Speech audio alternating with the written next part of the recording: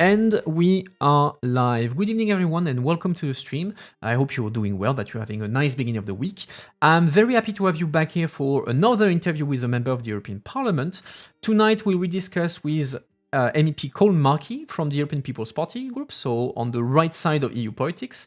He's 50 years old and he has been an Irish MEP since 2020. So he arrived in the Parliament to replace Merit Guinness, another Irish MEP who became commissioner, so a very popular MEP, big shoes to fill for him, but yeah, it's his first mandate, he arrived in 2020. Now that he is in Parliament, he's a member of the Committee on Agriculture and Rural Development, and he is a substitute in the Committee on Transport and Tourism and the Committee on Fisheries. Just to give you an idea, within these committees, he focuses on, let's say, the narrative around farming and climate, and he has a strong interest in renewable energy.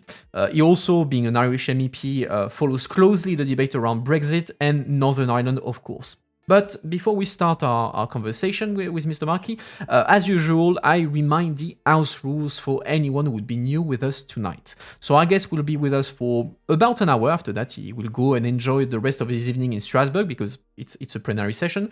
And you'll be stuck with me for another half an hour to discuss what you thought about the interview, answer additional questions, this sort of thing. As usual, I have prepared my own question, and I collected questions from you guys on Reddit, on Discord, on Twitter, etc. You can, of course, suggest your question via the chat. It's there for that. I will keep an eye on it and pick among your suggestions. So feel free to participate and react, but as always, don't spam and stay civil.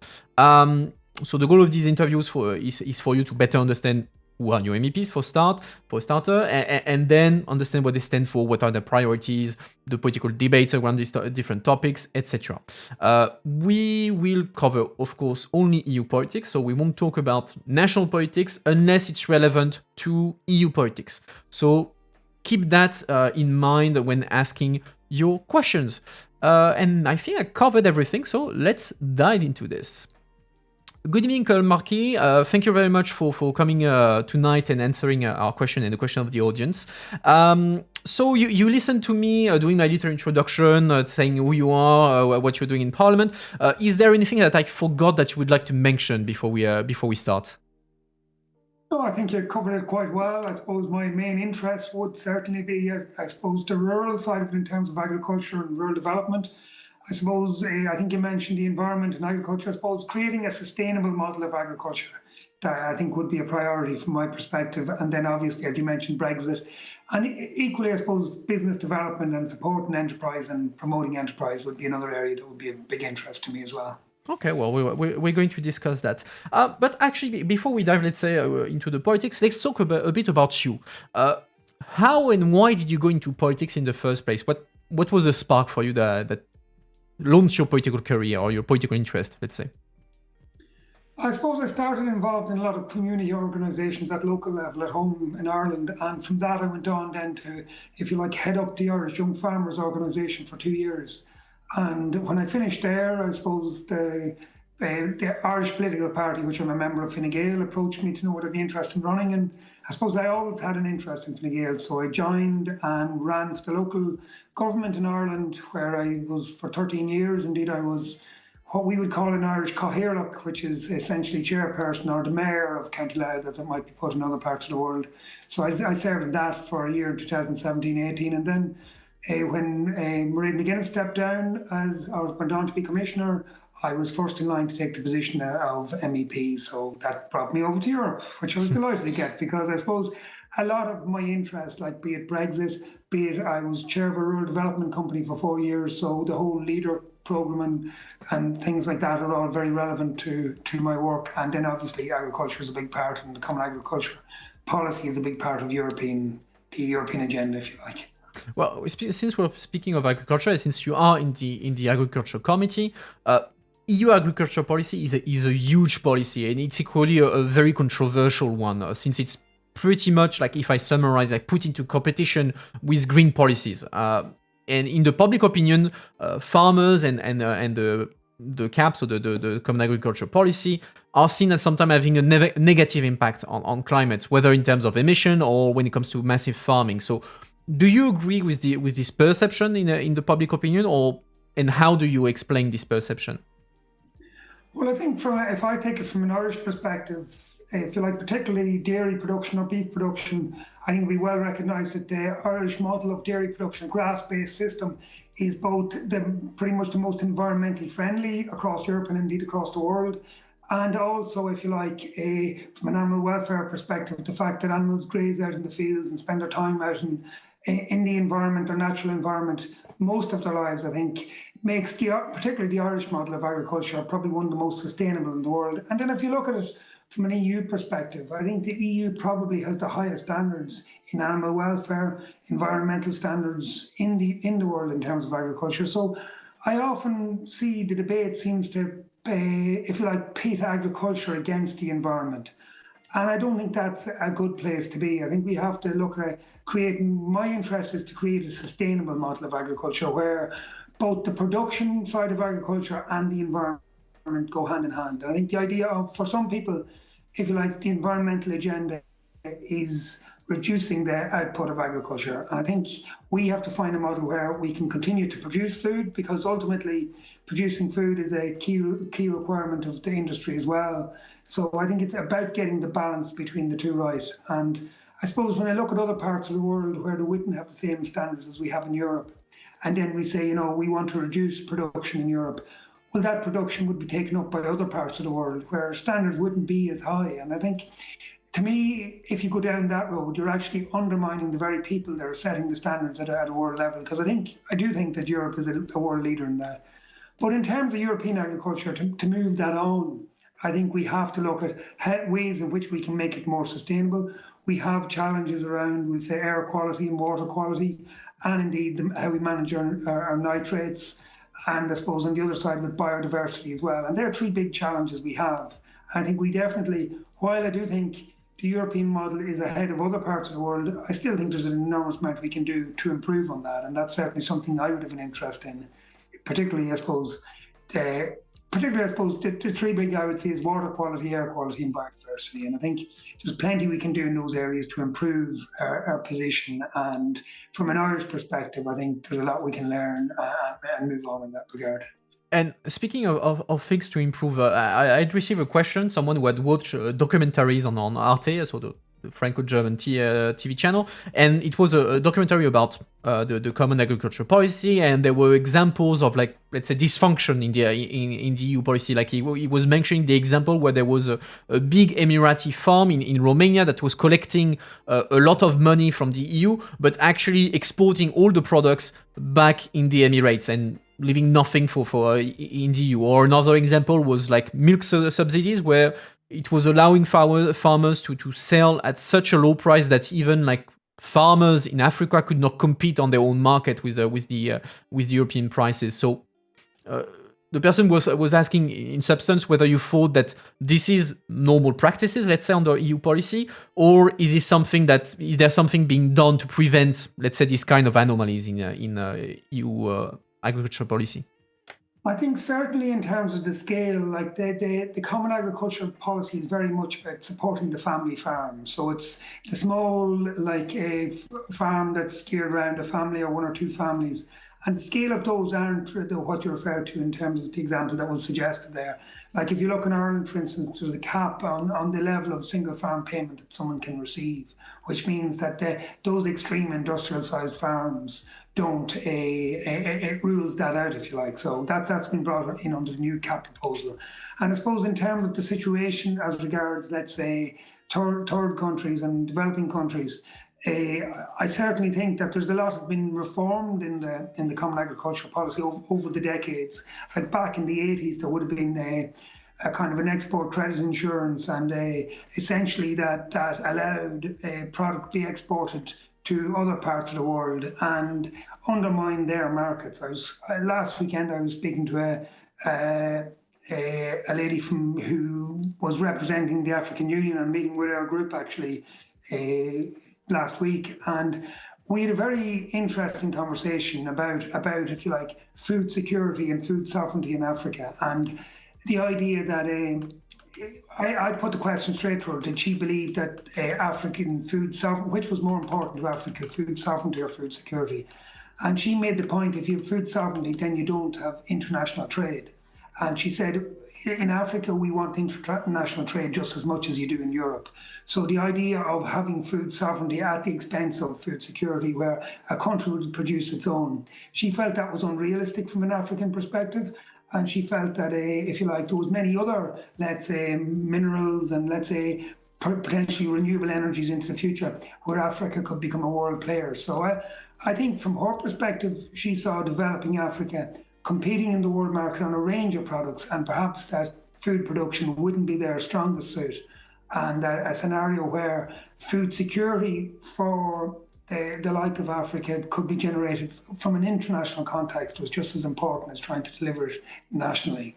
I have already a couple of questions in the chat still on agriculture. So the first question is, what do you think about the current image of the genetically enhanced agriculture? So the GMOs.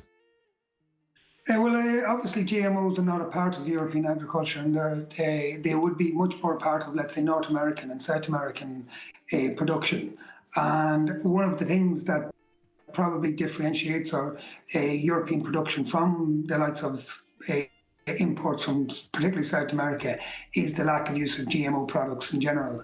And I think that is probably where we set standards in Europe in terms of our production. Then we can't, if you're going to have a level playing field, then if we're going to ensure that we don't use GMOs in Europe, then I think we have to make sure that they don't come in and undermine the very systems. We ultimately have a dearer cost of production system in Europe because of our higher standards. And I think we have to ensure that through trade agreements and the like, that we maintain the viability of European farms and maintain the integrity of the standards we have in Europe by not letting them be undermined by lesser products from elsewhere. And more on the public image, do you think that the fact that, like you said, GMOs are banned in the EU, you can't have GMOs from the US coming in European market? Do you think that it's justified, the ban, or is it just like, let's say, a precaution? I think certainly, I don't think there's particular evidence to suggest that GMOs are wrong, but I suppose, I think ultimately we're led by the consumer. And the suggestion would be that the consumer is not in favour of GMOs. So I think really in every way, be it in relation to GMOs, in relation to environmental standards, in relation to animal welfare standards, I think we're ultimately led by the consumer. And that's where Europe looks to have its standards that like I talk regularly to, let's say, the processing sector from with agricultural products, and they will say, the more environmentally sustainable and the better animal welfare, the easier it is for them to market their products across Europe. So I think in the past, a product was something you got on the shelf. Nowadays, it's becoming much more about the traceability of that product, a QR code on it that can identify it's the supply chain. And I think people are becoming much more invested in the origin and the provenance of the products that they choose to consume, because I think Europe has a good message to sell in terms of that provenance, them standards, and the more we can have traceability, the more we can bring those standards, which ultimately lift standards in other parts of the world. Because when we have trade deals with other parts of the world, we insist that they, in order to supply into Europe, they have equivalent standards in their own countries. So by setting standards in Europe and then insisting that others come as close as possible to matching them, then ultimately we're lifting the standards for everybody. Like the last thing we want to do is, if you like, I always say it's like, if we reduce food production in Europe and then import it from South America, then what are we going to do? Cut down the rainforests to produce the food, to produce all the food miles then to bring it to Europe, and then replace that food with food production in Europe with forestry in Europe. It makes no sense. So I think we've a sustainable model of food production in Europe, and we need to work with that. Since you just mentioned South America importation, something that is very much discussed these days is the potential finalization of the Mercosur trade deal, so the trade deal between the EU and Mercosur, so the organization in South America. And there is a lot of criticism within the farming agricultural sector, because they are scared about the competition of South American product in some segments. So what is your stance on Mercosur? Do you think that we should go through the deal? Should we wait? Should we scrap it? What's your stance? I think we have to. I think the bottom line is, I don't think it's necessarily that agriculture is scared of South American production. I think what agriculture wants is to make sure if we're going to take product in from South America, it has to be to the same standards as we have here in Europe. Otherwise, the lower standards come with a lower cost of production. And if you allow lower standard in, then you're going to undermine the standards you have here in Europe. And the very people that are giving you the good standards will actually be the ones that will go out of business. So I think certainly, I don't think we should have any concerns about product coming in from these countries as long as it matches the standards we have here in Europe. And as long as we didn't remove a rainforest to provide the land for that to produce that food, because ultimately, why should we cut down rainforests in other parts of the world and then stop producing food here in lieu of that? It makes no sense. So I think as long as the standards are the same and as long as it's not leading to deforestation, I don't think we've anything to concern ourselves with. Another question from the chat is, member states keep introducing national requirements that force retailers to offer or promote national food products, sometimes up to 80% of the assortment. What's your opinion on this practice of member states asking to prioritize national food products? I think the principle of the EU is that it's one single market. So certainly I think that we should be encouraging that no nationalisation of products, because ultimately if you do that, you could have the same scenario as regards energy policy, and you could have the same scenario as regards a range of different policies. So if we believe in one single market, then it should be accessible to all. Perhaps when it gets into marketing, that might be a little bit more of a grey area, I suppose.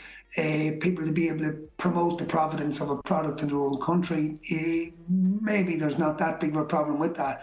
But I think if it's impacting on the competitiveness or on the equality in the single market, I think we certainly should have one single market for all of Europe, and I think that would be my priority.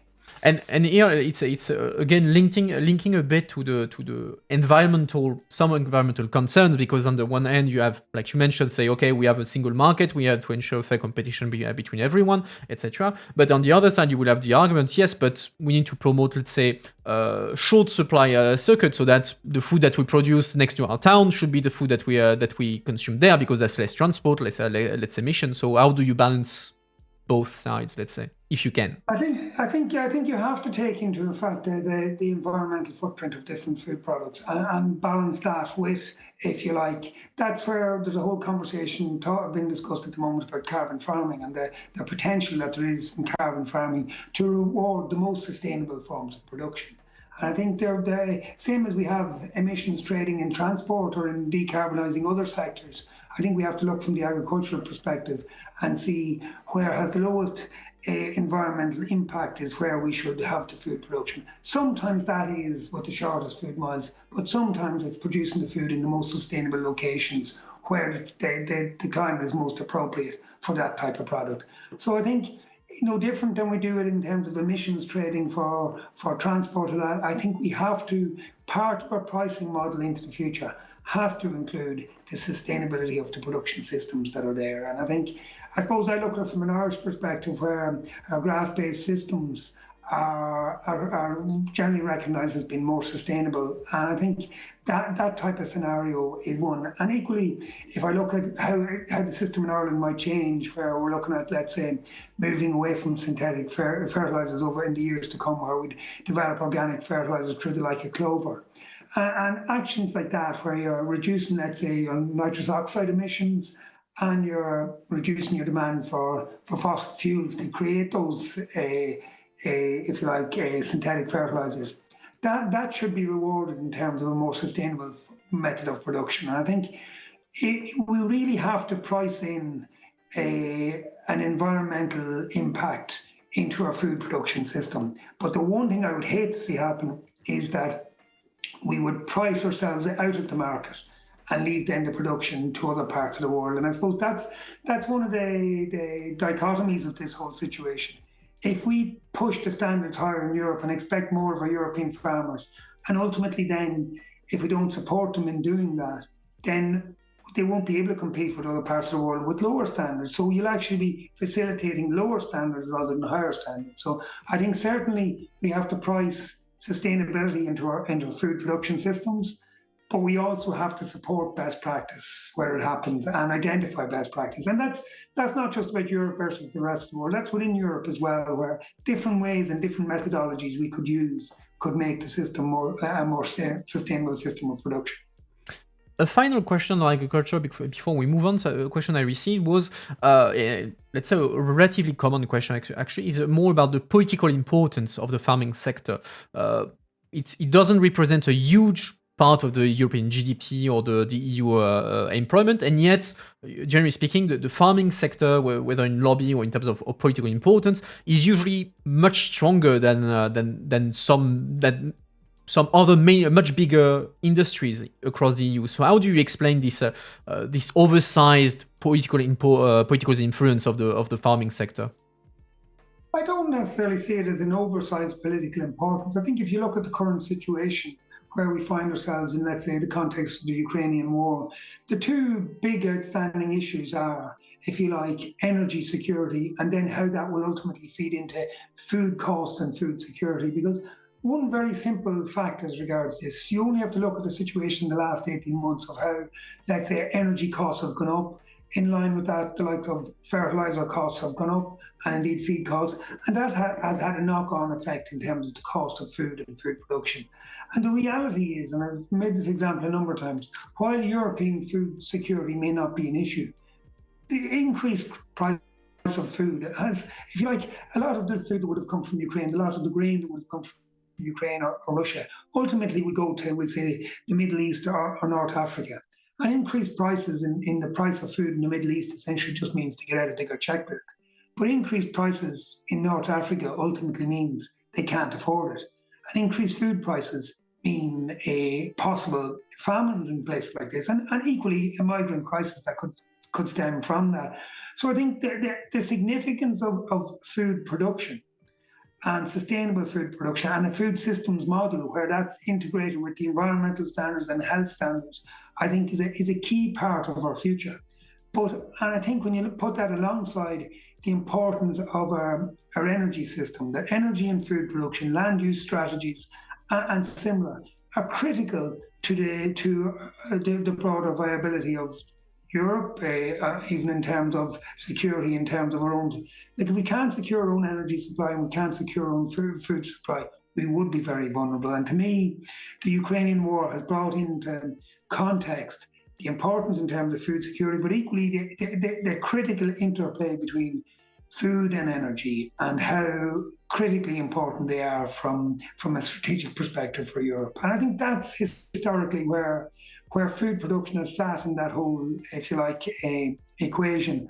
But I think at this stage, probably for the first time in 20 years, food security is back on the agenda, but equally the critical importance of having our own energy supply and having a sustainable energy supply and a sustainable food supply. So the sustainability and the security of supply of both energy and food are critically important. And I think that's why both of them are at the center of the political conversation. I have another question from the chat. Last one on agriculture, I promise. The question is, should vertical urban farming be encouraged in the light of local food insecurity because there is instability on the global food supply? Or, sorry, just say that to me again. Should vertical urban farming be encouraged because of the insecurity of the global market? I don't know. I think, look, for me, it's about keeping agriculture as close to the natural process as possible. And I think that is so. I think a lot of what you'd suggest would be very much a process-driven, industrial-driven approach. So I think definitely I would feel the closer we keep, if you like, agriculture to nature, I think the more we're on the right track. That would be my own sense of priorities. And I think that's where I would like to see it continue. Which allow me to transition to another question, this time not connected to directly to agriculture. So it's more about rural development. How do we maintain how do we avoid in the EU the gap between rural and cities like we have in the US with all the political fallout that you can create with a big division between cities and rural area? How do we maintain a balance in the EU? So I think we actually have a great opportunity at this stage to change that if you like direction of travel that we've had for generations. Like if you go back hundreds of years or since the start of the Industrial Revolution, it's been a constant decline in numbers of people in rural areas and constant increase of number of people in urban areas.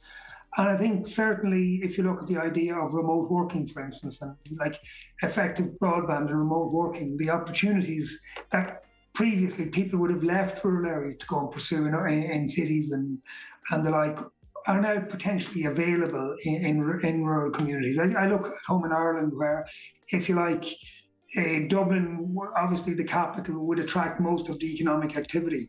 And the further west you go, the further away from the capital you go, the harder it is for economic development.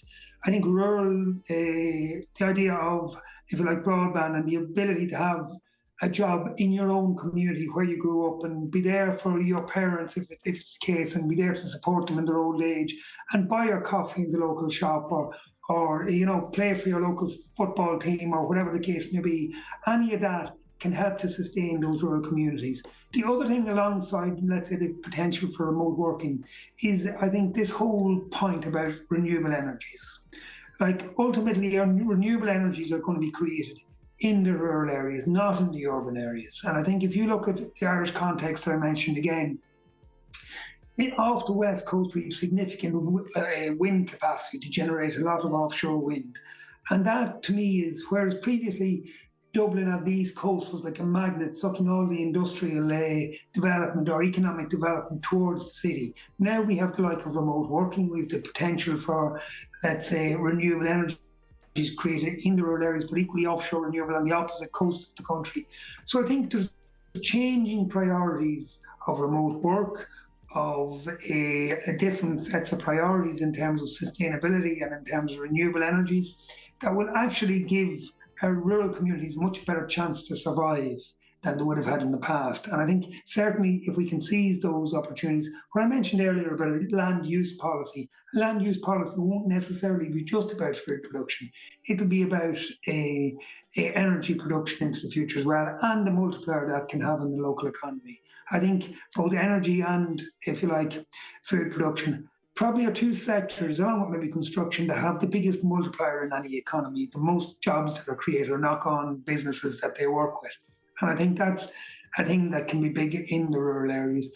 But the idea that you don't have to go to the city for those jobs, I know Grow Remote is an organisation we work closely with, that they're an international organisation, but originally based in Ireland. They would say there's 45,000 remote jobs available across Europe today for you to access. And I think that's actually a growing number.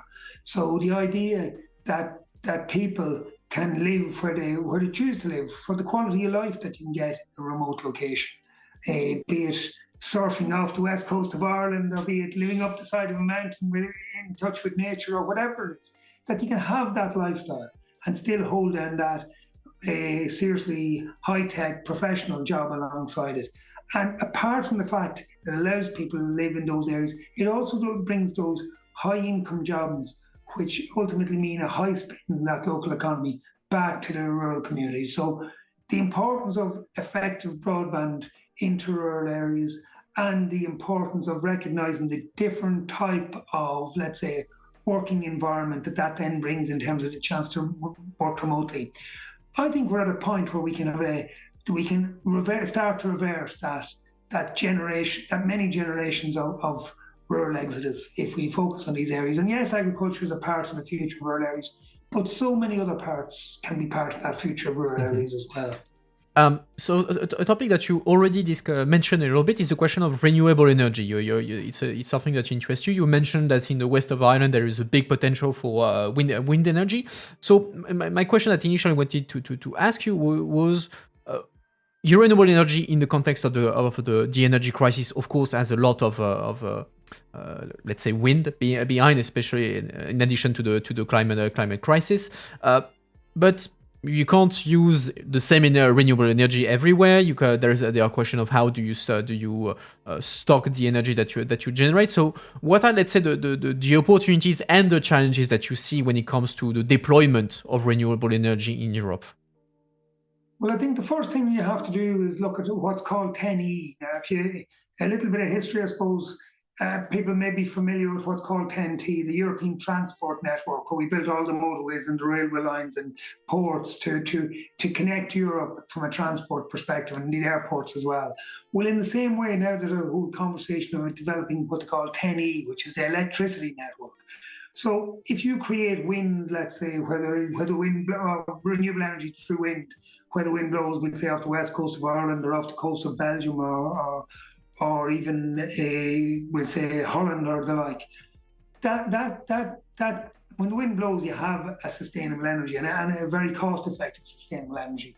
But when the wind doesn't blow, then you need to be able to compensate for that. So the idea of having a complete integrated network across Europe is vital towards being able to balance the load of electricity from different forms of renewable energies. I think that's the first thing we really have to get right. And as part of that network, I know there's certain technology being looked at in terms of developing, if you like, interconnectors with lower losses in terms of energy and electricity and transferring electricity from the remoter locations into the centre of Europe. I think so that whole development of the electric grid, if you like, is vital. Then alongside that, I think we have to look at, if you like, the different sources that we can balance one against the other. In Southern Europe, solar probably has a bigger part to play than it has in Northern Europe. Where in Ireland, the renewables from wind have a key part to play. Maybe the like of biomass and for the north and some of the northern countries is something that they particularly value.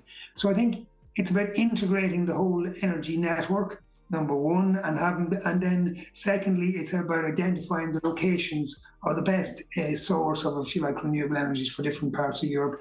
And then the second massive challenge is, I suppose, it's one thing to create electricity, but the big challenge then beyond that is to take the industries that use, let's say, what you might call an energy dense fuel, that is, if you like, an energy dense fuel for, let's say, the aviation sector or for the maritime sector. How do we create a fuel that, like, I don't think you can put batteries on a plane, frankly, that they'd be too heavy and it undermine that. So looking at renewable fuels for the hard to solve situations around, particularly maritime and aviation. I think if you talk about electric vehicles, they work particularly in cars and probably too reasonably effectively in heavy goods vehicles. But for aviation and maritime, I think we're going to have to look at some sort of replacement type fuel for them, similar to what would be previously a fossil fuel, and whether that be something like hydrogen or something similar, and the technologies around them. And I suppose one of the challenges you have with those type of fuels is that if you ultimately generate hydrogen from electricity and then maybe convert through a fuel cell, convert the hydrogen back to electricity to power some sort of a vehicle or a ship or whatever at the other end, the current losses are so high that it's probably not economic. And we have to look at solutions to change that. But I think where we stand at the moment, if we can try and remove the like of coal and oil out of our system as much as possible, start by ensuring that we decarbonise our electricity sector for a start, and then use electricity as much as possible, like for our heating demand and for certainly a lot of our transport needs, be it rail, cars, and indeed heavy goods vehicles. There's no reason why electricity can't be at the centre of decarbonising all them. And I think that really should be our first aim to try and achieve that. I have a question in the chat about the, let's say, the regulation around renewable energy infrastructure. So apparently there is in some countries laws that prevent, let's say, wind power plants to be that close from houses. Like apparently there's a rule that you can't have wind energy like 10 times the size of it next to a house. Which apparently is slowing down the energy transition, because of course, that makes it more difficult to build new power plants. So do you think that these laws should be reduced, or is it good to nonetheless have still like let's say limitations to the amount of renewable power plants that you can build for reasons of security, for reasons of preserving, let's say, the landscape, etc., etc.? I think certainly have to balance, let's say, the needs of renewable energies with the needs of our communities as well. But at the moment, funny you should mention, at the moment I'm actually just after starting the process of reviewing large infrastructural projects. I'm actually a rapporteur on a file, which is ultimately means I bring it through the Parliament. And we're looking at exactly what you're talking about. One of the issues, I suppose, the different issues with large infrastructural projects at the moment, and particularly on the transport side, is where I'm looking at it from, is the idea, number one, of the challenges they face in terms of cost increases and in terms of bureaucratic increases because of the like of the Ukrainian war and expectations there. But equally, in terms of the like, if we want to decarbonize our transport fleet, if we want to decarbonize our electrical systems, then we do need to put in place certain critical infrastructure. And it does, Ireland is a particular example of this, is where a lot of this infrastructure is wanted by everybody, but as I say, not on my back door, not beside my house. And we feel that certainly any of these projects need to have a certain amount of good engagement with public engagement. But we can't have a situation where one person, for their own purposes, stops the rollout of what is critical infrastructure from an environmental perspective and from an energy security perspective across Europe. So we're certainly looking at models of how we can do this better. And one of the clearly identified areas is, number one, early engagement with the public in terms of being clear about what the intention is and if you like, demystifying some of the proposals that are out there. That's the first thing. But secondly, ultimately, we can't get away from the situation where I don't think it's appropriate where one person's individual concerns should stop a project completely. I think it has to be certainly everybody's point of view, and so you can't enforce anything on someone's doorstep. But it can't be a situation where I've seen it even in Ireland where people are objecting to things and they may not even be local to the area. They're just making they object to projects that aren't relative to the local area at all on a similar basis. So the idea of how we regulate and how we approve projects.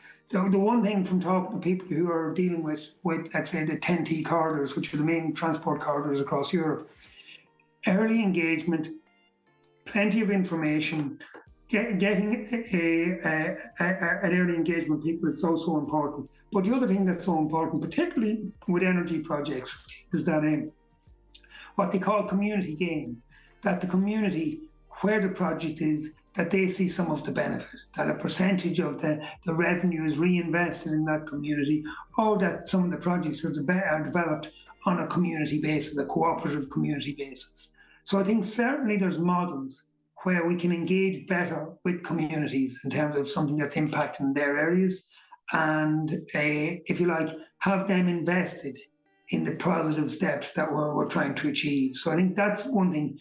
But second to that is a lot of what causes the if you like, the mistrust or the questions or the objections is a lack of clear information early on in the process, and then people feel that they're not being consulted, their voice has not been listened to.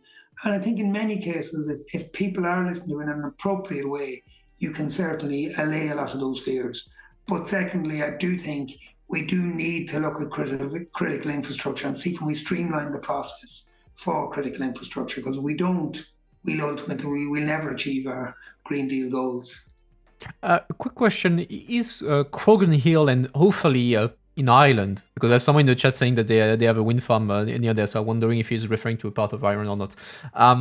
But actually, let's switch to Ireland, since we're mentioning that. So in the Parliament, apart from being in the Agri Committee, in Tran Committee, etc., you are a member of the new EU-UK Interparliamentary Delegation. Since Brexit, it's not a secret, relationship has been difficult, to say the least, with the UK.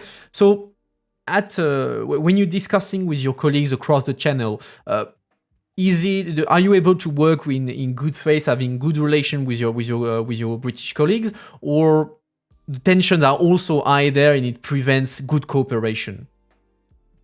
I think on a day-to-day basis, it has continued to be reasonably good. Like in terms of, let's say, even in terms of trade, obviously Europe has been very flexible with the UK as regards a postponing the implementation of certain elements of the protocol, and that has helped continue trade to be as smooth and effective as possible.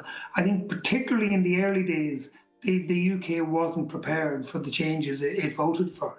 I think when you look at it from an Irish perspective, the Irish government had invested a lot of money in advising and informing businesses of what their new requirements was going to be. And in the UK, they didn't really do that enough. They were more or less, they were exiting. So as far as they're concerned, their future was outside of Europe. But in reality, the future continued to be in trading with Europe. And there was probably for the first 6 months, there was particular big, large difficulties.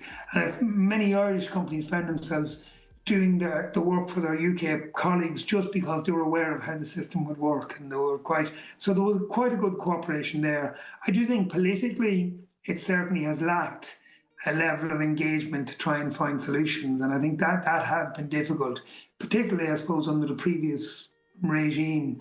Now, in the last couple of weeks, there's been a number of positive soundings in relation to an acceptance that, if you like, the relationship between Europe and the UK perhaps wasn't what it could be. And I think there seems to be some level of a willingness at certain levels to address that. So that would seem positive. Hopefully it will lead to a good situation going forward. But I think, to be fair to the likes of the Good Friday Agreement and what has been put in place by the protocol, I think that the key message that shouldn't be forgotten is that ultimately, if you look on a day-to-day basis, Northern Ireland has outperformed most of the UK apart from London in the last 18 months. The protocol as it is structured at the moment is working and is delivering for Northern Ireland. It's giving Northern Ireland a unique status, be it as part of the UK, but equally as access to Europe. And I think to suggest, for political reasons, some try to suggest that it isn't working. But if you talk to business or look at the impact on the ground in terms of the numbers, it clearly is. And I think we shouldn't lose sight of that, number one. And then if we get meaningful engagement and cooperation about finding the resolution to what is essentially some technical problems, I've no doubt that we can have a positive relationship going forward. And I think there's beginning to come an acceptance of that on both sides. And I think hopefully we can get to the bottom of that in the coming months ahead. And speaking of technical discussion, actually this week there are technical meetings between the EU and the UK on the Northern Ireland Protocol, which is the core of the political problem between the EU and the UK. So bearing in mind what you mentioned about the fact that in the end the protocol has benefited Northern Ireland, where do you see like the margin of maneuvers for this protocol to make it let's say politically acceptable for London without going through any of the red lines that especially you as an Irish MEP and Ireland would have, because Northern Ireland, of course, is of critical importance for you? Well, Northern Ireland is of critical importance to Ireland, but equally trade with the UK is equally of critical importance. So we would like to see as free a trade as possible going forward, obviously within the constraints of recognising that the integrity of the EU and the European Union has to be maintained. And I suppose where we would like to see is, if you like, some level of an alignment between standards between Europe and the UK. And I think realistically, that should be achievable. I think it's more about the politics of it than it is about the actual practicalities of it in a lot of situations. And if we can get the politics to accept that our future is, while we're not in the one, if you like, we're not in the one club, we are closely aligned, and I don't see why the standards can't be maintained as closely as possible, and a certain amount of flexibility. I think one issue perhaps in the north is to allow some flexibility around products from the UK that's coming into Northern Ireland and there's no risk of coming further south, and how we can deal with that. But I think Europe has Mario Sefcovic has been very clear that Europe will be flexible in relation to this, and it's more about the political engagement, the political willingness to find a solution. As it was described earlier in the summer, technically we're not that far apart. Politically, at that stage, we were very far apart. I think the mood language has changed significantly in the last number of months, or certainly since the change of regime. And I think that could be significant. And I think we need to build on that opportunity, because ultimately it's in both their interests. It's in Europe's interest and in the UK's interest. Open trade and effective trade with your neighbour is far more effective than trying to do trade deals with someone in the Southern Hemisphere or in the Americas, if you like. And so definitely, I think there's a need to make that relationship work. I think the evidence of the impact on the UK economy would suggest a recognition on the UK side to make that work too. And I'd also say from the new PM in the UK, like ultimately, I would say that Brexit has defined the last three UK prime ministers, if you like, term.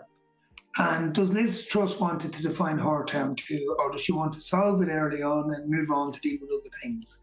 I think that's the opportunity that's there to embrace the willingness to find solutions, to work through the various technical structures to find ways to do that.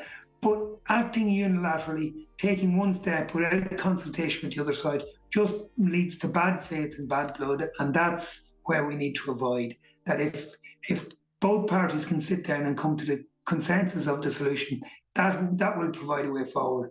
But if one feels they can box the other into a corner, that will only lead to a negative outcome. Since Brexit, there's been rising discussion about the potentiality of a united Ireland sooner than previously anticipated. So, do you think that Brexit accelerated the perspective of a united Ireland? Do you think that you will see it in your lifetime? What's your assessment? I would say if you look at the percentages of votes on the two sides of the profile of the population in Northern Ireland, it is probably changing away from a situation where it was quite strongly, if you like, unionist linked to the UK, to where it's almost 50-50 at this stage. And I think probably over time that will continue to go the other direction. And so ultimately at some stage, the balance of power will sit with an ambition towards a united Ireland rather than a affinity to the UK. I think the problem you have at that stage is having a united Ireland with some level of a disenfranchised group in Northern Ireland is just as bad as having Northern Ireland part of the UK with a disenfranchised group of, let's say, we'll call it a Republicans or whatever way you wish to term it. So I think whatever the solution is, the most important thing is that it includes everybody and has a place for everybody. And personally, I've no particular designs on a united Ireland sooner rather than later. I believe it should happen in its own time. And I believe whatever the solution has to be, it has to be a solution for everybody on the island of Ireland. And the idea of sort of, if you like, just because the balance of power may tilt the other way at some stage, that solves the problem. I don't think it does. I think if you have a marginalised group on one or other side, that radicalises some people at some level. And I suppose in the past, where that radical element often manifests itself in Belfast or in London, you don't want a situation where that manifests itself in, let's say, Dublin being a target in that situation either. So for me, there is absolute requirement that whatever the future is, it's a future recognising and respecting all elements of the Irish population and making sure that they feel inclusive and part of that. But just to say in relation to that, like where we stand at the moment with the Northern Ireland, its current status, it's a massive opportunity for what has ultimately struggled as an economic area in Northern Ireland. Is pretty much as an economic model, it has been supported by the UK. It hasn't been able to self-sustain itself for many years. And I think the opportunity that's there with the unique status there and the economic driver that has been evident there in the last 18 months or so means that Northern Ireland can become an economic powerhouse into the future if we embrace the opportunity that's there.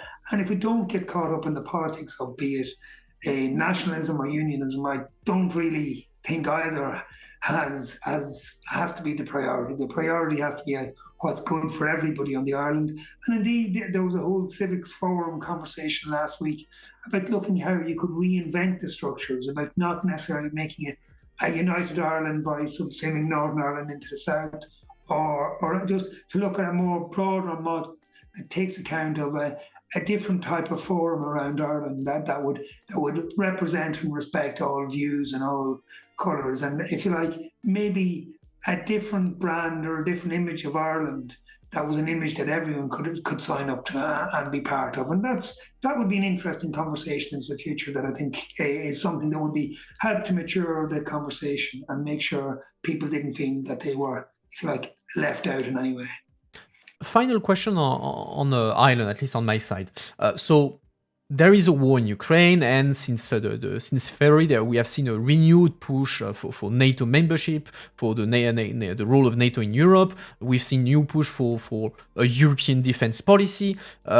Especially since, like, in the latest months, we have seen the EU, and we've heard Ursula von der Leyen say that very clearly during the latest State of the Union, identify the war in Ukraine as not a war between Ukraine and Russia, but as a war between the Russia and the, let's say, the Western democratic model. Ireland is historically a neutral country. So how do you approach these debates on European defense as a neutral country? I think it is a complicated debate. I think one thing you can say about Ireland, like, we are politically neutral, but whether or not we're militarily neutral is another question, because ultimately, if you're going to be militarily neutral, you have to be able to, if you like, you have to be independent militarily. So you have to be able to defend yourself. And in an Irish context, that actually isn't the reality, if we're honest about it. Like, we depend on the benevolence of friends and neighbours, and indeed the UK in this case, to offer some protection and support, because we don't have the capability. Ireland's a small country and wouldn't have the military capability to protect itself on its own. So the idea of, let's say, military neutrality is probably, we're not, if you like, a purist in terms of military neutrality, because we are dependent on others.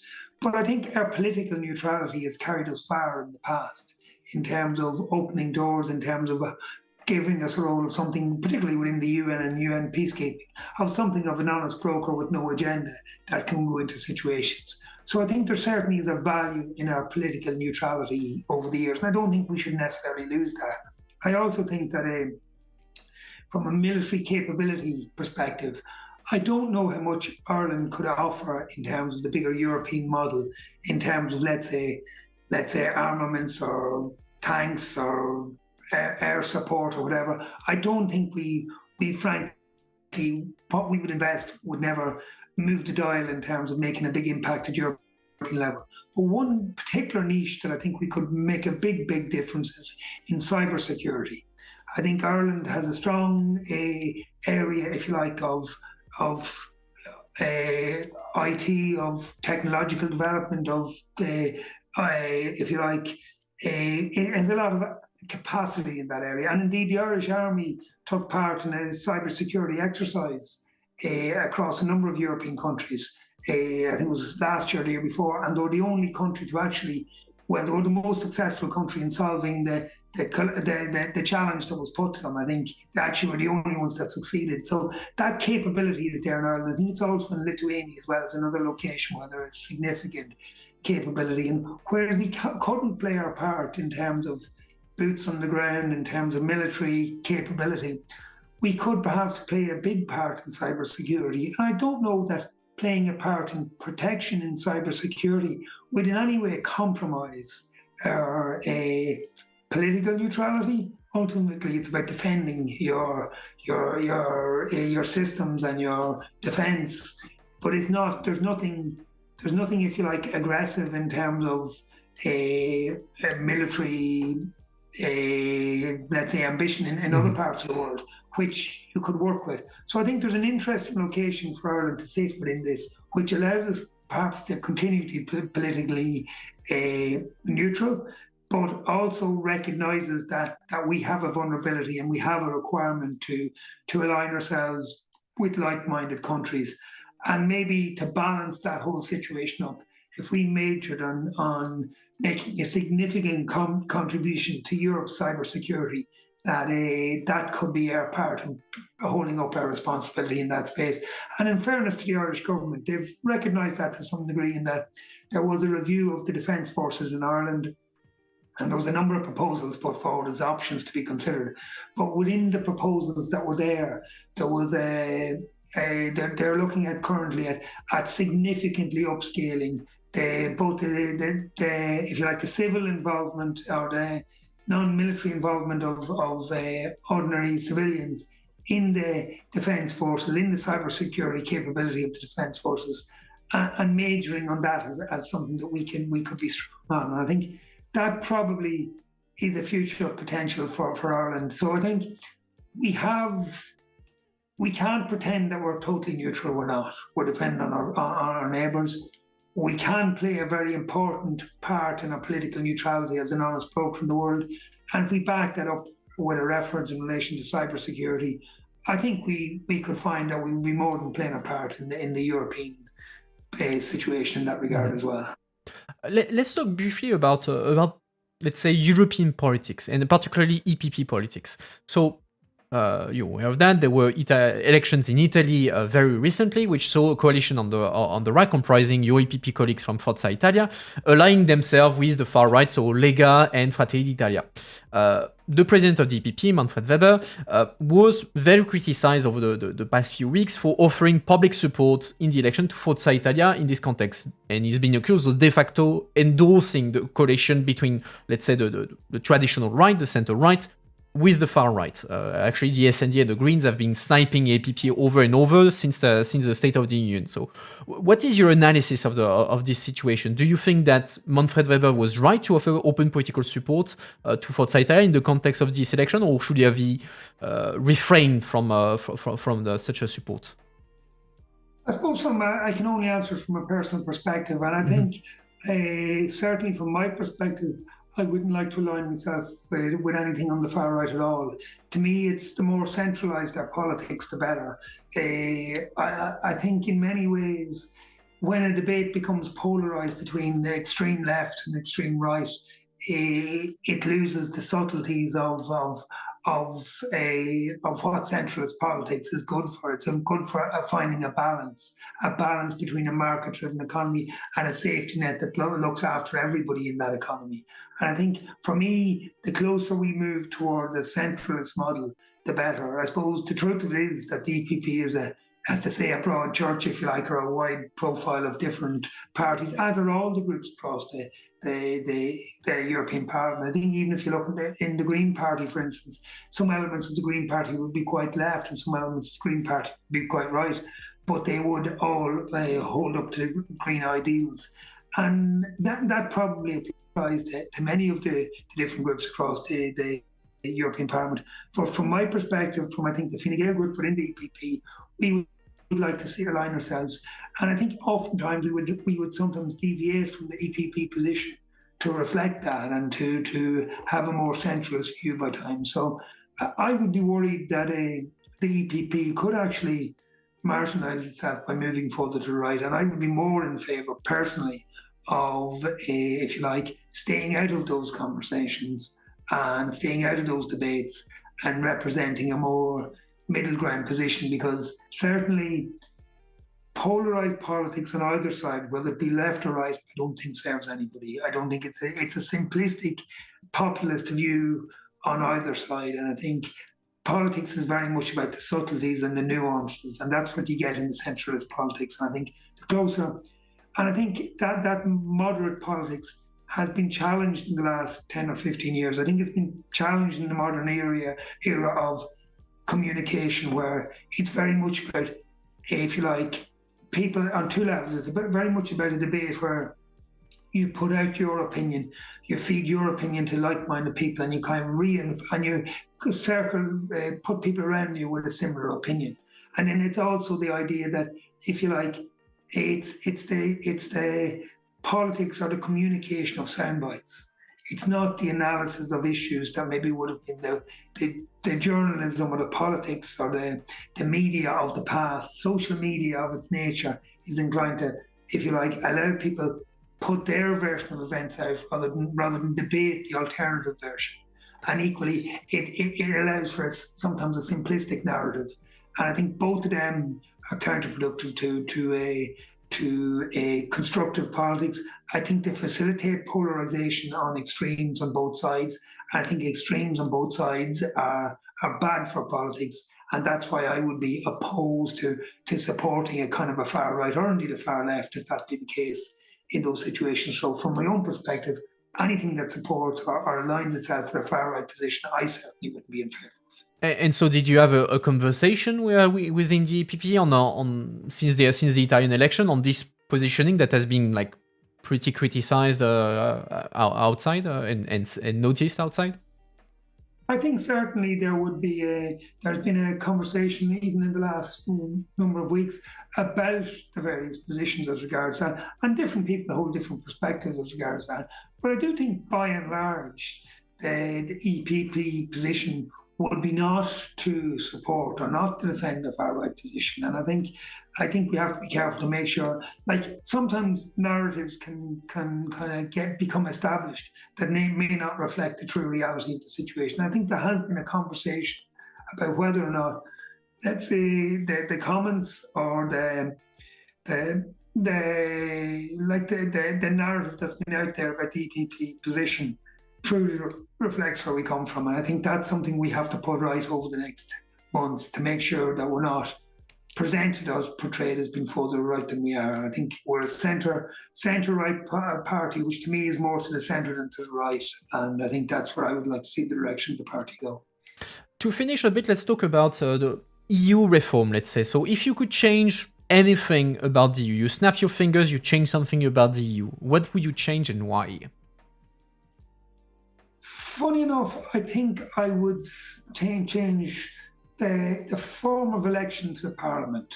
I find that if you take in some countries where there's a list system and where ultimately members of the parliament are closer aligned to the political parties that they represent, who will choose to put them on top of their list rather than the people on the ground. In Ireland, it's very much you're elected by the people directly. The party, other than nominating candidates to put forward for that election, the party has no part to play in that. It's up to you to get the votes of the people on the ground, as opposed to your party get the votes and then they decide who they're going to put in. So those list systems, I think, to bring it more towards a directly elected members of the parliament, I think would be one area that I certainly would think would be very effective. I think it makes people more accountable in the European Parliament, more accountable for to the public that elect them. I think that's very important.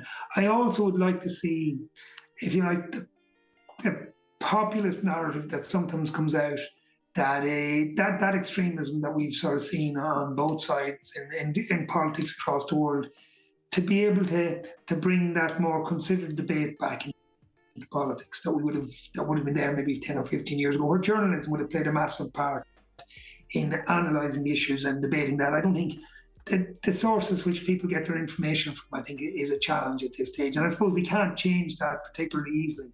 But certainly to look at something I'd like to change, I think the nature of how people are elected to the Parliament is one that I certainly would like to see change. And my final question, the traditional final question that we have on the channel, in the debates about a federal European Union, where do you place yourself? Are you in favor of federal Europe? Are you against? Are you on the fence, or you don't care about it? What's your position? Well, coming from a small country like Ireland, I think you have to be somewhat nervous about a federal Europe, that the power will ultimately be centralised around the bigger players at the centre of Europe. I think one of the things that Ireland has benefited from over the years is the like of the veto, for instance, where independent small countries could ensure that their position is protected. Now, there's no doubt that if one country can stand in the way of change, that may not be progressive towards let's say, the greater good for all. If one country can decide in its own interest over the broader European interest, and I think we have to look at things in that regard. But I do think a federal Europe may not protect the position of smaller countries, may centralise economic development, may centralise power and the larger Central European countries.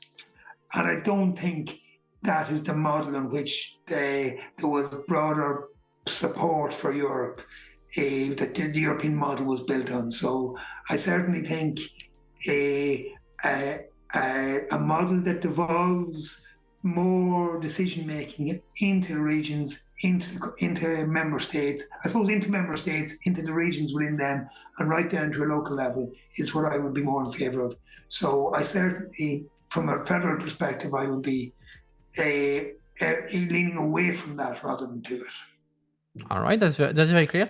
Well, thank you very much, Colm Markey, for taking the time to answer our question tonight. Before you go, if people have to remember one thing tonight, what would be your message? I think it's probably away from the policies and the different positions you might take on different sectors, whether it be energy or agriculture or business or enterprise. I think one thing that I would think more than anything is the nature of debate around politics and the nature of how we engage in our politics. I think it's become more polarized. I think it's become more about people. It's become more of an echo chamber from whatever perspective people are in.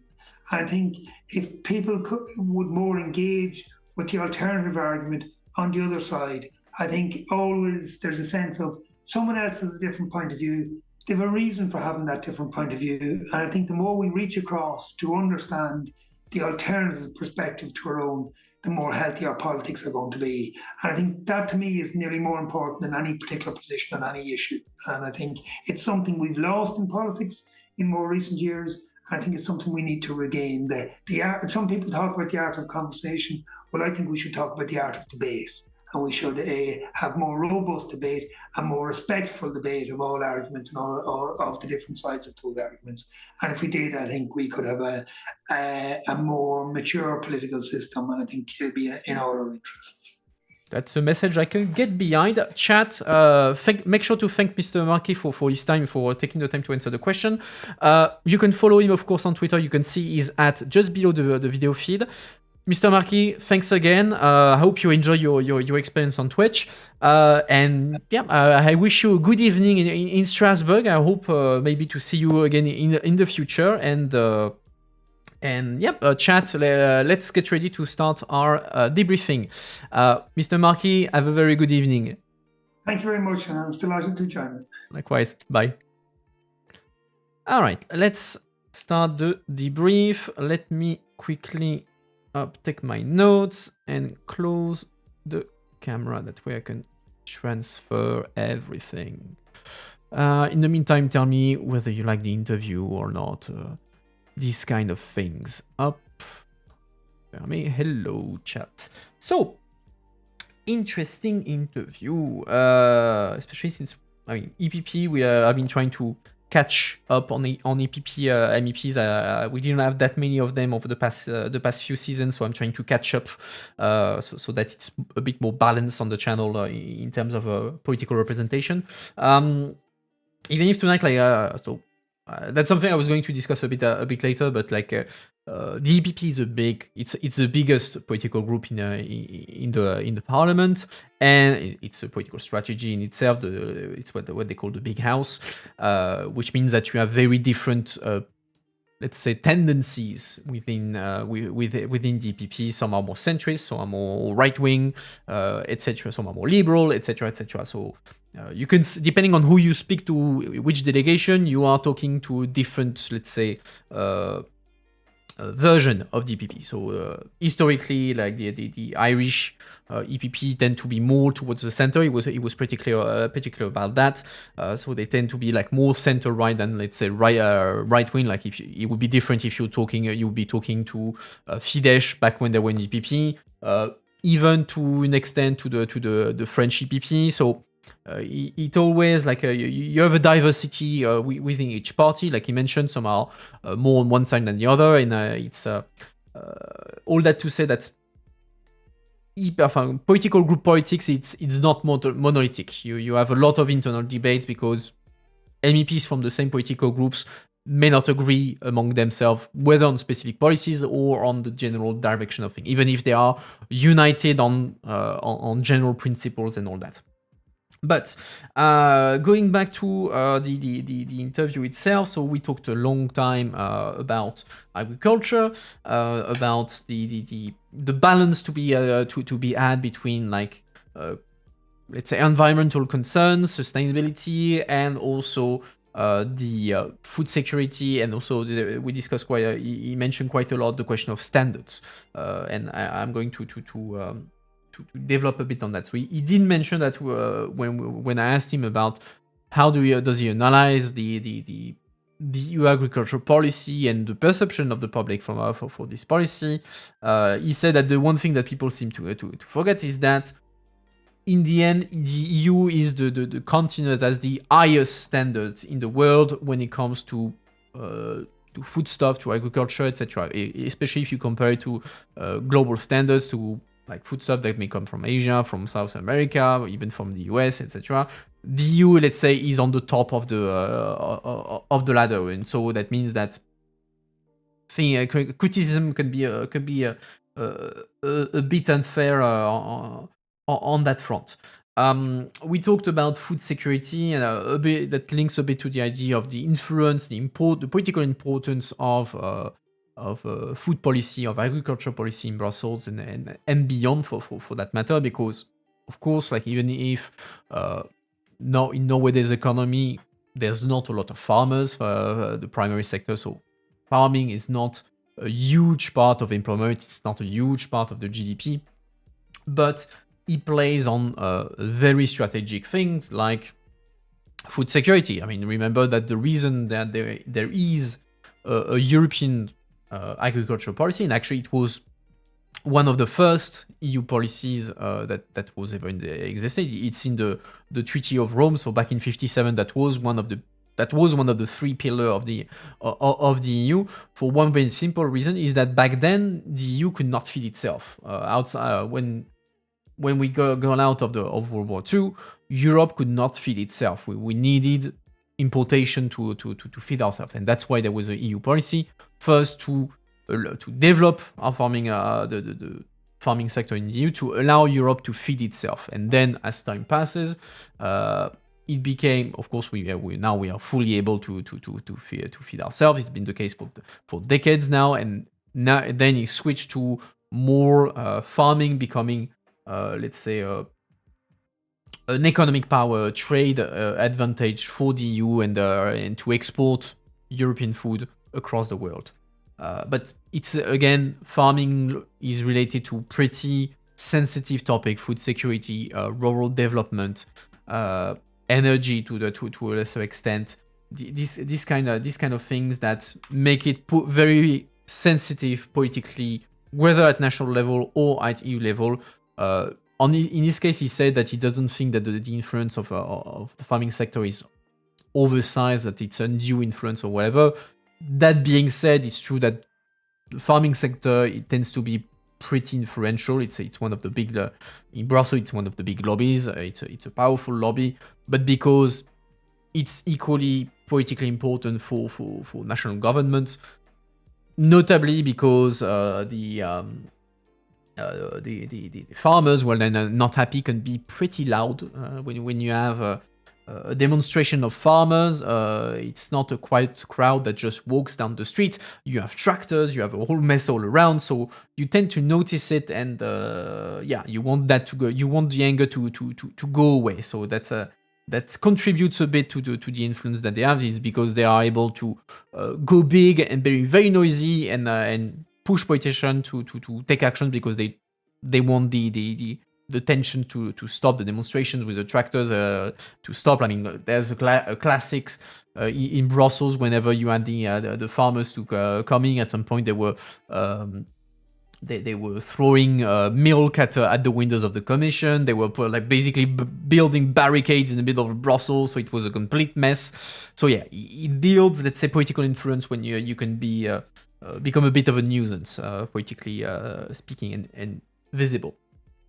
We talked briefly about GMOs. So GMOs, genetically modified organism are forbidden in the EU. You can do research about it, of course, but you can't sell GMOs. You can't find GMOs in your market, in your supermarkets, etc. It's not something that is allowed in the EU. You can't import either GMOs in the European markets, and that's notably one of the source of tensions between the EU and the US when there were discussions to make a trade deal, because in the US GMOs are authorized, they are in the market, and of course the Americans want to be able to export their GMOs in Europe, and Europe doesn't want it. And it links back to when I said, oh, is it something that is justified or not, like scientific justified? I say, oh, there is no scientific evidence for sure that GMOs are dangerous for people, but it's a matter of consumer preferences and what in French we call the principe de précaution. And it's true that it's something that, especially when you're talking about trade deal, the question of foodstuff, of GMOs, of chlorine chicken, this kind of thing, is always very high on the agenda when it comes to public concerns, because people are always afraid, oh my god, we're gonna have GMOs, we're gonna have chicken with chloride, you're gonna have chemicals all over it. It's not possible. We don't want that. The EU is going to take that, which is actually not true, because so the EU negotiates trade deals. It's the EU that has, it's only the EU that has the ability, the authorization, let's say, to negotiate trade deals with countries around the world, with the US, with Mercosur, etc. It's only the EU that can do that. France cannot go do a trade deal. Germany cannot go do a trade deal. Everything is done at EU level because we have the single market. But the Commission does not do that. Does not do whatever it wants in these negotiations. It's acting on the basis of a mandate, meaning that at the beginning of negotiations, before even the negotiation starts, you have the member states that says, okay, Commission, we will allow you to start negotiation with Canada, but you will negotiate on the basis of this mandate. And so they will write a document that says, okay, Commission, you are authorized to negotiate on this bit, this bit, this bit. You need to ask for this.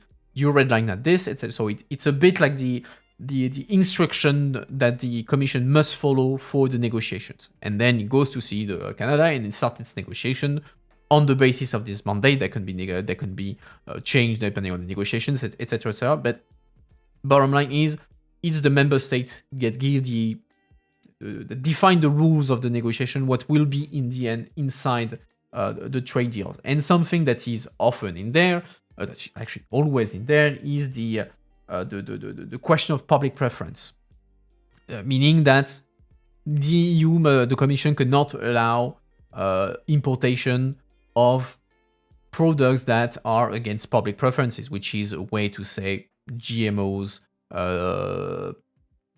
chicken with chlorine, these kind of things, where the European Union doesn't allow it, not because it's necessarily dangerous, that there are scientific evidence that it's dangerous. It's just that the EU, as a societal preference, as a consumer preference, do not want that on its market, and so will not allow these things to be there. And so it's always in the mandate. So despite all the discussion, you will never have a GMO, you will never have a chlorine chicken coming in the EU following a trade deal, because the Commission is basically forbidden from doing this. So because of the principle of public preferences. On the other side, you have the EU pushing very hard for what is called the geographic indication. I'm not going to go into the details of that, but it's the idea of, you have Roquefort, you have I don't know.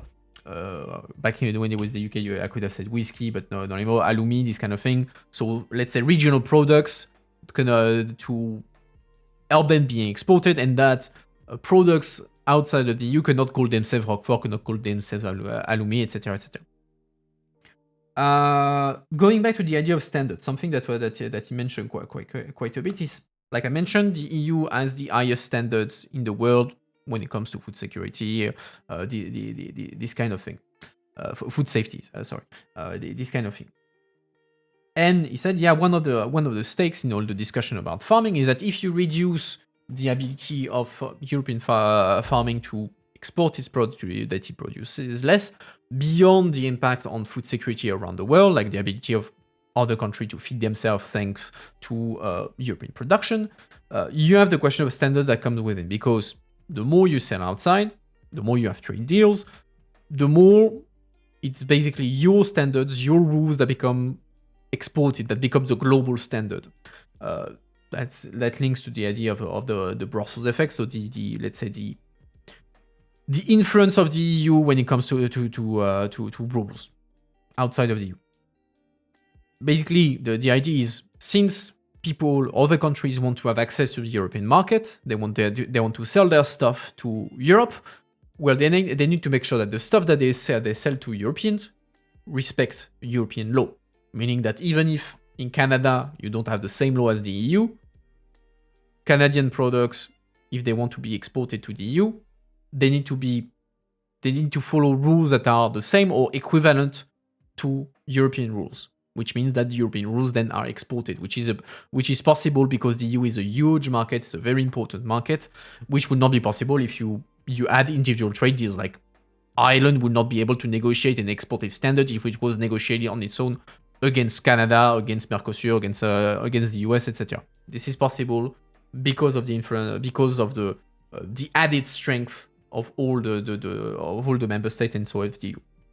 And so, by having this kind of exportation of standards, you make the EU a global standard. And he said, yeah, it's a strategic stake in this, because if you don't have the ability for the EU to export its standards because it's producing enough, because it's exporting a lot, etc., in the end, that means that the standard will not be European, it's going to be a standard of another country that will become the global standard. Chinese, American, Brazilian, you name it.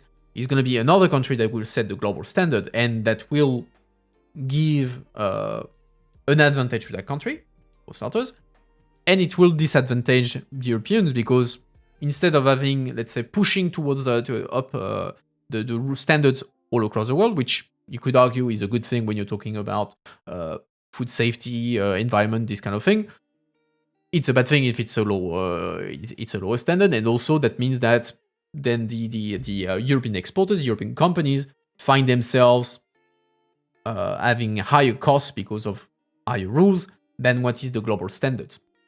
So that's always part of the discussion when you're talking about anything related one way or another to trade. Mercosur, I mentioned it briefly because the Mercosur is this trade deal between Europe and South America. Part of South America, Mercosur is I don't want to say the equivalent. It's a form of equivalent of the EU between some Southern American countries. So it's a common market at the level of South America with Brazil, etc. And so the EU negotiated a trade deal with Mercosur, but this trade deal is frozen at the moment because at the last moment, let's say, politically the fire was blocked because there was Bolsonaro, so the far right president of Brazil, that was destroying the relationship with the EU. There was concerns about the environment, about whether it would contribute to deforestation, etc., etc. So the deal was frozen, and now there are discussions on whether to restart the process around Mercosur to finalize the deal, maybe with some modification to make it a bit greener, etc., this kind of thing. But it will very much depend on who will win the elections in Brazil, because right now you have the presidential elections in Brazil where you have the Bolsonaro, so the far right current president, facing Lula, which is the left candidate and former himself president of Brazil. And so basically, if Lula wins, there could be a chance for the negotiation, the discussion with Mercosur to restart. If it's Bolsonaro, it's going to be much more difficult to do, both in terms of substance and in terms of political acceptance, let's say. Worth highlighting that Ireland's valuable agricultural export on so much feeding the world has provided luxury food around the globe. It's true, because the EU market, I mean, of course, different countries produce different kind of products. And in some country, you're going to produce massively, let's say, a type of product. I don't know, tomatoes in Spain or these kind of things. On the other end, you will have, let's say, some of the kind of farming sectors. I don't know, it's some certain part of the meat sector, for instance, or very specific products where you will go for qualitative. So that means that you will not sell something that will be sold massively because it's cheap. You're selling quality, so it's going to be more expensive. And so it's the smaller the market, the more you want to bet on, let's say, quality, because that allows you to compete in the end where you can't compete otherwise, because you can't produce the quantity to compete with other big countries. His reply on the trade deal with Mercosur was interesting. Farmers, especially Irish beef farmer, were very much against the deal. Indeed, when it comes to the meat sector, within farming, they were very much against the Mercosur deal, because Brazil happens to be a big meat producer, so they were afraid of the Brazilian meat coming in Europe and competing with them. While on the other end, you have other sectors that were more keen to have the Mercosur, because for them it's more of an opportunity, because they can sell their stuff to Brazil. So in a trade deal, it's always a balance between your offensive interests, so where you have the ability, the sectors in which you have the ability to sell more to the other party, so let's say the Mercosur, and the defensive interest, where on the contrary you want to protect your market from the other side. And so you always have to balance that economically between member states, etc., because some member states have more offensive interests, or they have more defensive. So it's always a bit of a balance to ensure that in the end everyone is more or less happy and no one is sacrificed in this. And so that's why you have a lot of joking between economic sectors, depending on whether they have offensive or defensive interest in all this. Let's see, what else do I have? Influence of farming lobby, I discussed that already. Brexit. Let's talk a bit about Brexit. I saw a comment about that. His answer on the Northern Irish Protocol was rather bad, saying you can fix it with someone the same standard is just not true. The same standard goes further than he said. It is only a start. You also need enforcement and disagreement resolution court. All things the UK has ruled out.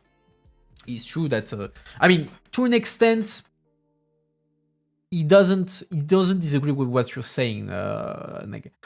What he said is that on a purely technical level, the differences are not so far. You could, if you were only worrying about the technical aspect, you could potentially find a deal. And he said, particularly when it comes to stuff that is coming from the UK to Northern Ireland, but that is supposed to say Northern Ireland. It's not supposed to go in European markets. And he said, on this kind of stuff we can find a deal so that there is no additional customs, because it's not meant to leave the UK market. Or how to make sure that there is not so much red tape, that you can still facilitate free circulation between Northern Ireland and the Republic of Ireland, etc. So what he's saying is that on the technical side of thing, there would be room for a deal, even if he said that in any case the current deal is already very beneficial to Northern Ireland. The key problem is political. Is that politically London, not Northern Ireland, London cannot live or does not want to live with the current Northern Irish Protocol, because he has because of the situation within the Tories, which are very hardcore Brexiters. They don't want any kind of attachment to the EU. Any link with the EU is banned. But also in Northern Ireland, the Unionists, or the Irish people who are in favor of Northern Ireland belonging to UK, they see the Northern Protocol as a bit of a treason for them, because they're seeing themselves say, we want to be part of the UK, but in the end we're sacrificed in the sense that we're part of the UK, but not completely, because if something goes from London to Northern Ireland, well, there will be additional checks that will not be there if it was something that was exported from London to Scotland.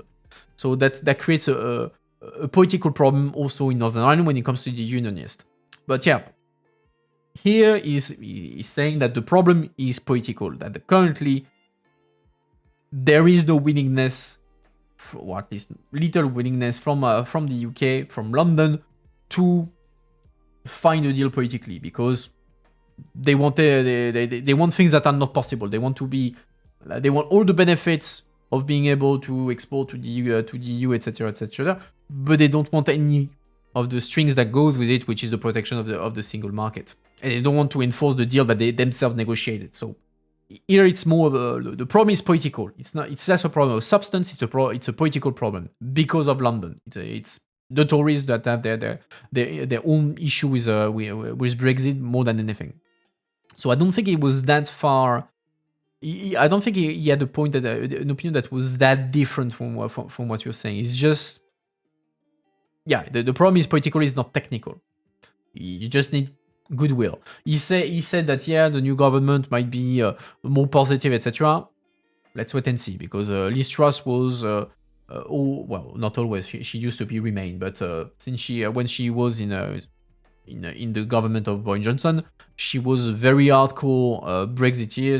She was behind the push to have the law presented at the House of Commons, so the British Parliament, to basically neutralize in the part of the Irish Protocol. You can remember during the campaign within the Tory, when she said, "Oh yeah, well, is France an ally? Well, that remains to be seen." Blah blah blah. So she very much had anti-EU, anti-Northern Protocol speech during the past few months. So we will have to see whether or not she will keep this line, or if she wants, like he said, move on from Brexit and do her own thing. I mean, then again, she's quite in a bit of trouble these past few days because of her economic policy that has been like tanking and completely the pound, and she had to revert back on the tax cut she promised, etc. So she might be tempted as well to play the good old Brexit card, to unify the Tories behind her and say, "Oh, you see, it's all the bad Europeans. Let's unite against the Europeans and let me do my own thing nationally." So we will see. Wait and see on what Liz Truss can do when it comes to EU policy, whether she wants to change the positioning that Boris Johnson had previously or not. That remains to be seen, and we will see in the coming days whether, like, the technical discussion that was supposed to take place this week, if there were positive developments or not. Let's see, moving on a bit. United Ireland, interesting point that he had. So yeah, in the end, he doesn't care whether there is a United Ireland tomorrow or in 50 years or in 100 years. So yeah, what matters is that whatever happens, everyone doesn't feel like marginalized, like the Republicans that do not feel marginalized in the UK, as long as Northern Ireland is part of the UK, and on the other side, that the Unionists, or those that want to stay with the UK, would not feel marginalized if there was to be a United Ireland, because yeah, if one feels marginalized, you're opening the way to extremism and a restart, let's say, of the troubles. So the troubles are it's what the UK calls basically the civil war in Northern Ireland.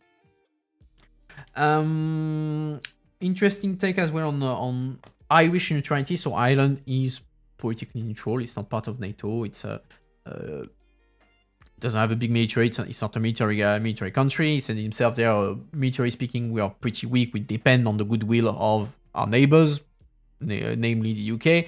We can't defend ourselves on our own. But that being said, we can still bring something to, let's say, the European defense without, let's say, threatening the political neutrality that has been, to an extent, positive to Ireland, because it allowed it to discuss with everyone and all that. And so he underlined the potential when it came to cybersecurity, where Ireland could bring benefit to, let's say, the more European security infrastructure.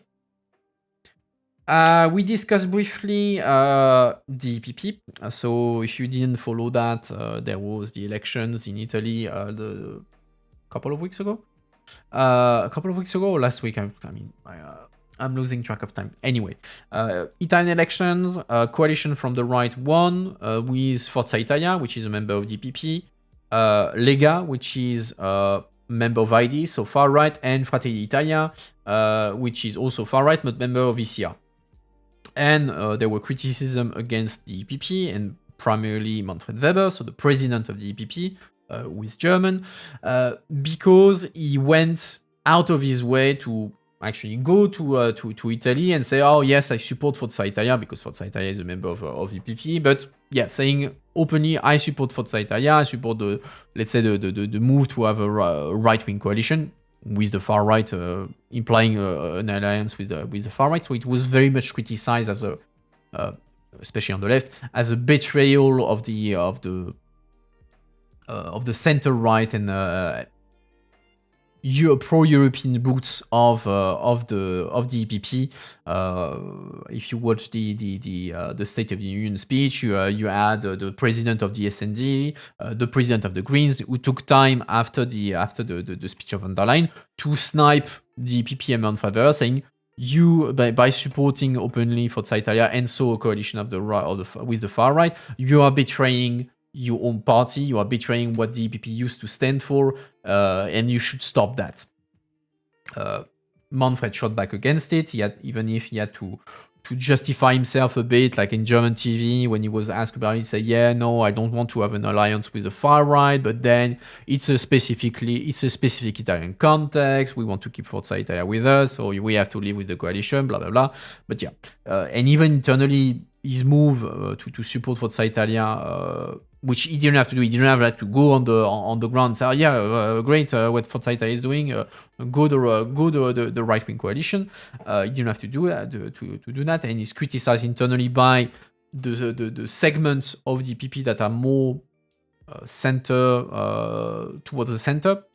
So the Belgian, the Luxembourgish, the Dutch, and also the Irish delegation. So more or less like a coalition from delegation from smaller countries who want the EPP to stay away from the far right and to stay more center right. And so they criticize Manfred. There are discussions in the EPP where this stance, this tolerance that Manfred expressed to a coalition with the far right did not go well. But it's part of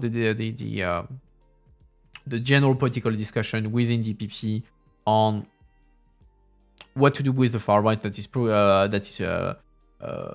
is progressing, whether they should tolerate them as long as they remain, as long as they don't go too far, as long as they remain pro-European, etc., etc. So it's an ideological discussion on whether it's viable for the EPP to stay in the center or not.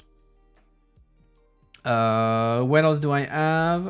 And final point that I have on my thing, debate on federal Europe, where he said, yeah, actually he's not so keen on the federal Europe because he's afraid that it would go against the interest of smaller countries like Ireland, because he said, yeah, right now the system allows why do I want to say Northern Ireland to defend its interest, including through vetoes. Even he said, yeah, we need to look at vetoes because we can't at the same time block things that are, one country cannot block things that are good for the entire union. That's not fair. We need to look closely at that. But he says, yeah, we need to be able to protect the interest of small countries, and he's not sure whether a federal Europe would protect these interests and not like allow the big countries to, let's say, impose their will on all the others. And that's what I had on my notebook. If there is stuff you want me to discuss, now is the time. Otherwise, I will start my conclusion. I'm just scrolling up in the meantime to see if I missed anything that requires an answer. Let's see. Proper nuclear arsenal requires for a proper EU defense. Yeah, well, go tell that to the Germans and all that. And also there's the question of non-proliferation, so not exactly on the agenda. Yeah, the rest is Oh, and also thanks to Install7. I don't know if he's still there for the sub.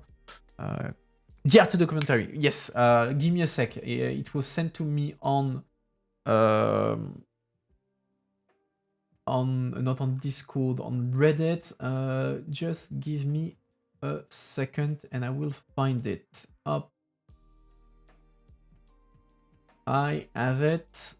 I'm sending it to you right there. And it was also referring to another documentary, which is there. So knock yourself out if you want to, if you want to watch it. But yeah, those were the, let's say it's documentation for the question he asked about the, let's say, the dysfunction of the farming sector, about like the Emirates, the Emirati farms exporting everything to the Emirates, etc., etc. Okay, well, I don't see any other comments or questions, so let's conclude. So interesting interview. I hope that you enjoyed it. The next time we're gonna be together is gonna be tomorrow. Actually, we're gonna have another interview with another MEP, but it's gonna be a thematic interview. Okay, I will put it on the Discord. Don't worry. So tomorrow the interview is going to be with Romanian MEP from Renew, Dragos Tudorake, and it's going to be about AI, artificial intelligence. And so we're going to discuss about how the EU can and or should regulate artificial intelligence. Why am I discussing that with them? Because AI is a big political debate at the moment, and Dragos Tudorake happens to be the co-rapporteur, so the one of the two MEP who is leading the discussion, the negotiations on the AI Act, so the EU regulation of some artificial intelligence. So tomorrow we're gonna discuss about AI regulation for an hour. It's gonna be very interesting. So I hope that you're gonna be there to follow all this and ask him your questions. As usual, I mean, just you saw Little Miss Dairy, there is a Discord. If you want to continue the discussion, if you want to follow me on my other social media, up you have all the links there: Twitter, Discord, YouTube, all the good things. You just have to click and follow. You of course follow the channel here on Twitch if it's not already done. You can also subscribe if you really like what you saw, that's always appreciated, or you can toss a coin to your streamer via coffee. And on this note, I wish you all a good evening, and I hope to see you tomorrow or on Sunday for the next stream, where we're gonna have something a bit more chill. And yeah, have a good one, guys. Bye.